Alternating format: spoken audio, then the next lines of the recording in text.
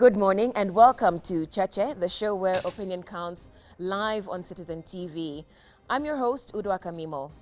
Now, in the past week, we've all been mulling over, in some cases raging against the budget presented by the Treasury Cabinet Secretary. Falling under the spotlight of that budget is the Judiciary. Its request for a 300 million shilling light plane has not gone down well. And so our guest on Cheche this morning is the Chief Registrar of the Judiciary, Gladys Shollei. Also with me, our regular panel, Mutegin Jao of Royal Media Services and political commentator David Makali. Good morning and welcome to Cheche. We'll come to the plane in a minute, but you requested for about 24 billion shillings, 23 billion shillings, but you got about 16 billion shillings. What's your response to the budget that you were allocated? As the judiciary, we are always prepared that there are many competing interests in the country and other obligations, and therefore we don't expect that we'll always get the entire budget that we request for. And that's why we sort of, make room for that. So yes, we needed 23 billion. We did not get 23 billion, we got 16.1 billion, but because we anticipate that may happen, you will see that we opened up a basket fund where we've asked development partners that they can put in money to support us to meet the shortfall. So, and we also did receive, trying to get some more money from the World Bank. So we're trying to take care of that. We won't scream and whine, we will work around it, but we will always be able to focus on our transformation. Okay, so tell us about the plane then. Okay, first of all, I think it's important for people to know that the judiciary is an institution in perpetuity. We will always have a judiciary. The judiciary first came to Kenya in 1897. So there will always be a judiciary. The judiciary is older than Kenya as a republic.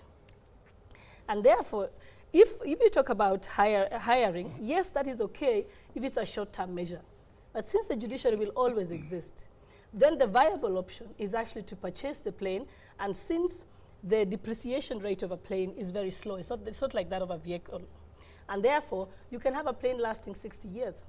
Give us sort of a scenario of how the plane is going to be used and why it is necessary to have that plane.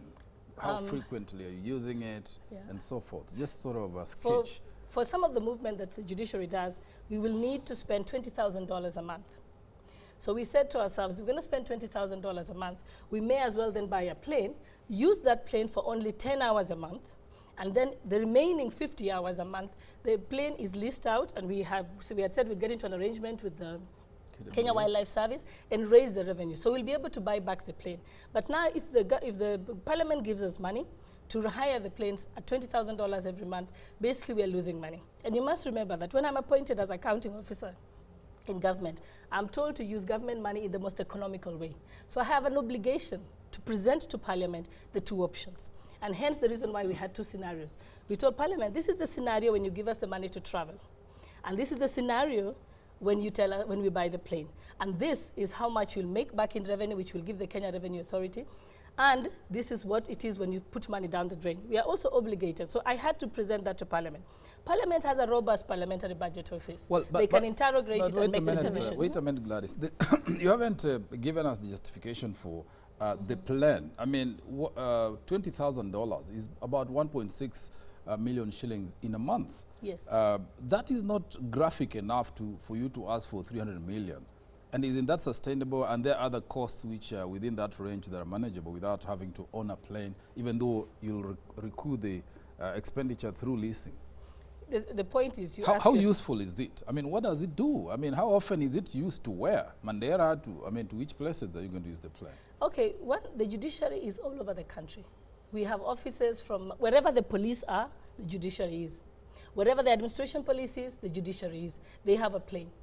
How come you think that the judiciary shouldn't have a plane? The police do emergency work, the dispatches, the evacuations, and so forth, which the judiciary is not doing. I mean, of course, they need to access those officers in those places. Yes. But how, I'm talking about the essence, the absolute need for it that would cause the country to say, let's buy them a plane. Because, like I said, in any case, our travel has to happen.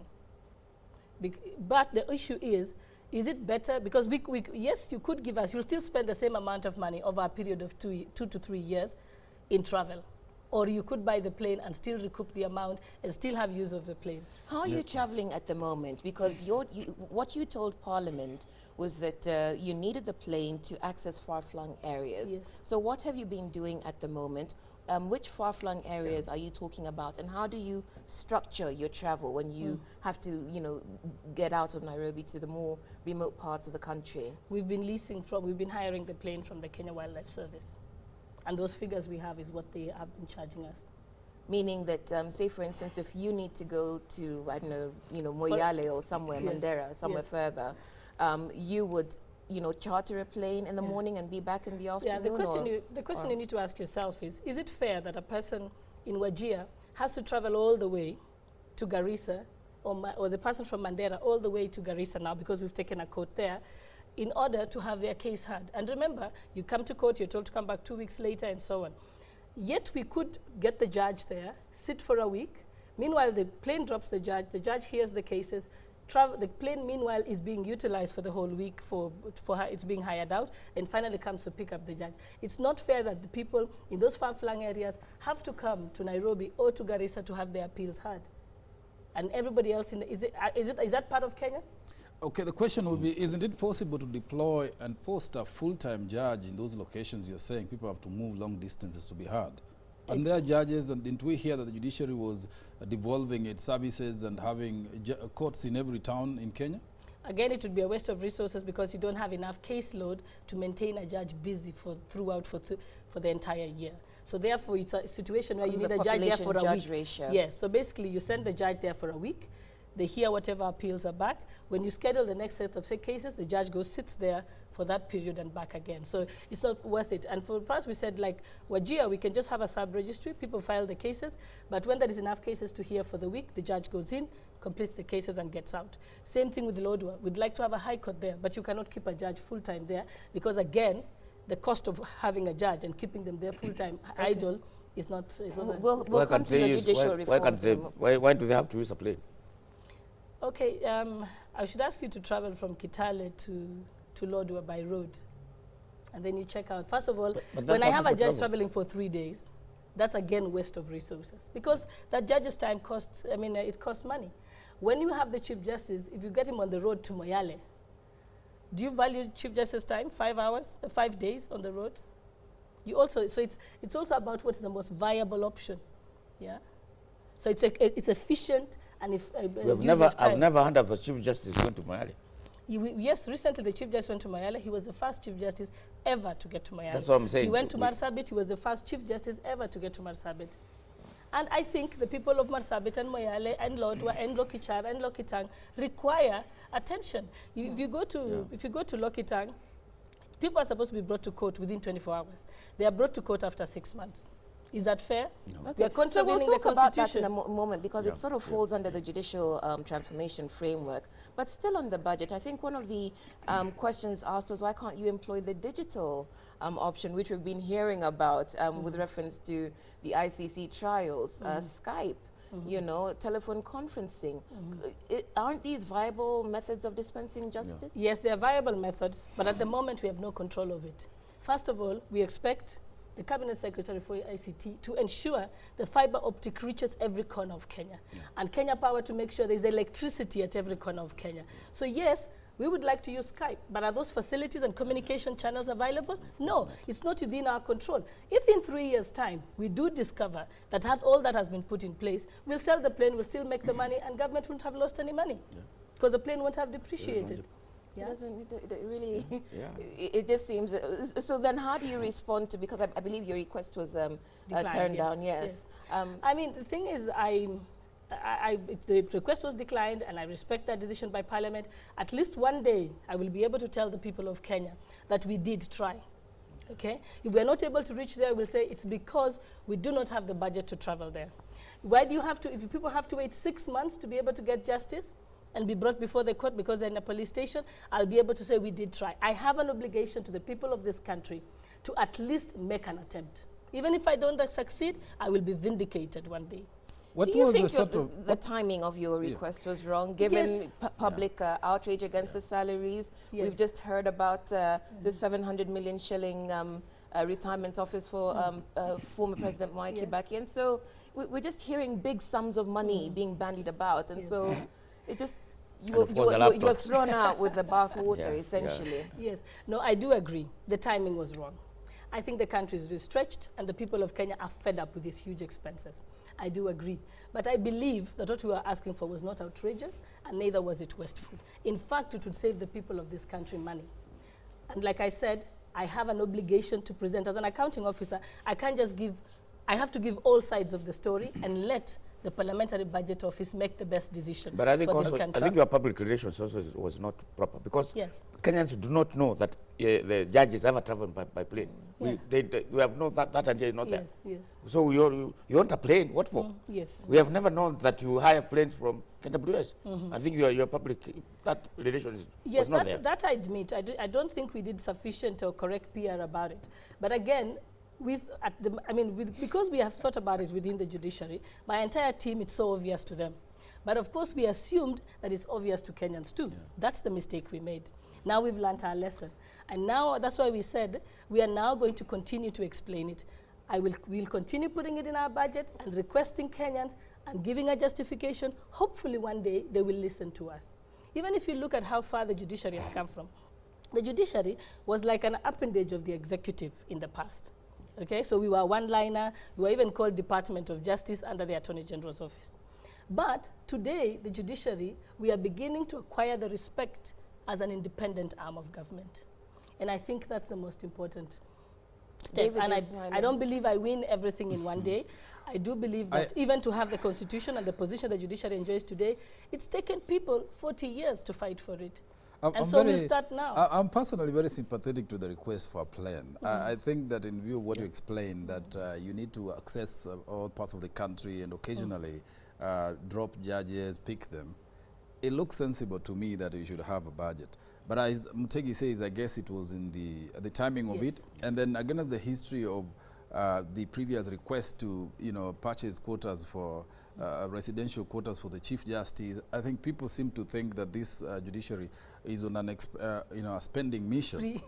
But I'm keen to find out what was the mood of the budget committee when you met them. What was the rationale for refusing to grant this? Because I know there are more grandiose applications or budgets which are being approved. So what was the argument for the benefit of the country?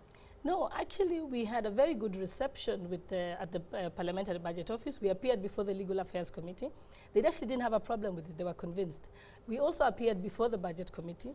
And I still remember it was Honorable Badi who took me on that question. And by the time I was done, he said, you have a point, but we will now have to think about the entire budget of the country and see whether this is the right time to do it. So actually, we had a very good reception at the Budget Office. I also think that slowly we're beginning to appeal on behalf of the judiciary. Think about it this way. The judiciary has 5,800 members of staff scattered across the country, from Lamu to the Mbita Islands, to Turkana, to Lokichar, to Lodwar, to Garsen, to Hola, everywhere. Okay? And we get 16.1 billion. Parliament has 600 employees, 375 MPs, and I think about 67 or so senators. They get 19 billion, and they have 2 buildings in town. We have buildings across the country. Our electricity bills alone are staggering. Let's look at it this way. Perhaps the committee declined to grant your request because they looked at other needs you provided for in your budget. So might you just sort of outline where the 16.1 billion is going? What is the greater chunk of your money going to do? Actually, when you think of it, the judiciary doesn't have much budget, because if you look at it, is that 8.5, let's say 9 billion goes to personal emoluments. We are a service industry. Like I said, we have 5,800 employees. So 9 billion, thereabouts, goes to salaries. And then we have another 2.8 billion for development. That's for infrastructure development, building codes. And then operations and maintenance is actually just about 3 billion. So, I mean, our budget isn't really much. The discretionary amount that we manage, I always tell people, no, I'm an under 3 billion budget, actually. I do not have a 16.1 budget, because the others are locked. The salaries are automatic. The development budget you normally don't touch and just get involved. But what was nice is that Parliament added for us another 1 billion shillings, which we didn't ask for, because they said, when will you devolve the courts the high courts. And we said, we can't devolve over less period of time because we are saying our devolution plan now will take 15 years. Initially, we thought we'd bring it to 10 years. Of course, you're talking about the fact that you've got to have a high court in all, 47 counties. Yes. And then, 285 magistrates? 247. 247 magistrates courts. Minimum. And so you're telling us that is part of your 15-year plan? It's part of our 15-year plan. We wanted to do it over, if we did it over 5 years, we can, but we'd need much more money. We'd probably need 28 billion shillings every year. But if we do it over a 10-year... 15 years is a long time. Yeah. Exactly. That's what counties to access the service. Yes. And that's what the MPs said. They said, there's no way we are going to wait for 15 years. So they said, we'll give an extra 1 billion just for high courts this year. So we're going to do at least probably 10 courts this year. And they're going to be better than the Milimani courts, which are, already cracks, and the controversies around how that court was constructed and the contracting and all those issues. Are you still? We've learned our lessons from that. What happened last year, we embarked on what we call development of a prototype court. That was done through a told us about that the last time we did that. Here, yes. We now have a building guideline. A big document that has guidelines, and we clearly have what type of court. If we are building category 1 of court, we exactly have the designs. It will just be custom made a little to fit the area where it's being placed. So we have a prototype court that can be, and the building guidelines, but we've also changed our supervision. I now have consultants within my office who we have quantity surveyors, engineers, architects sitting within my office just advising us on how we should undertake our construction, and they also supervise it. So we have professionals who are supervising our construction, and they have professional indemnity. So if they give me the wrong advice, the insurance will pay us back. Okay. So we've been very careful this time, so it's not going to happen. Milimani will not happen again. We've also been able to reduce significantly the cost of our construction. Excellent. And you'll see that, and that's why in this financial year, we have been able to build 11 courts. All right. We have to take a break now. This is Cheche, live on Citizen TV. Our focus this morning is on the judiciary. We've been exploring their budget. So if you've got any questions for them, our SMS number is 2442. And the Twitter hashtag is Cheche_TV. When we come back, we take an audit of the judicial reforms so far.